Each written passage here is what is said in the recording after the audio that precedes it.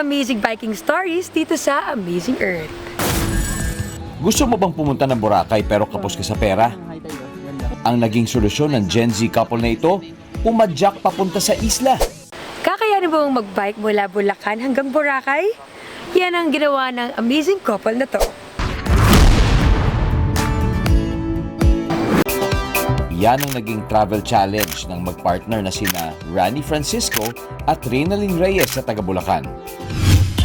Gamit ang kanilang tandem bike, sinimulan nila ang pagpadyak mula San Nicolas, Bulacan papuntang Batangas Port. Okay, nilusong na ni Idol ang kanyang sapatos. Basta na agad, bossing! Sa mga long ride namin, talagang nag-iipon po kami at tinitipid po namin yung pera namin. Iniisip namin na kaya namin yon, tapos magkasama naman kami, so laban lang. Ganado pang pumadyak si Rani kaso So time check 1:41, nasa Muntinlupa na kami. 85 kilometers pa bago makarating kaming port.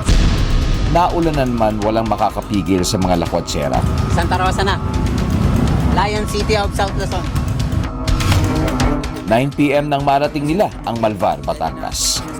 Magawan nga ng madaling araw at nakarating na tayo sa Banay 2nd sa San Jose, Batangas. Dito po muna tayo tumuloy kila Tatay Romy Isles. Sa day 2 ng kanilang Bulacan to Boracay Padyak Challenge. Sa Port of Batangas na kami. Nakabili na kami ng ticket. Yay! Tuloy na to.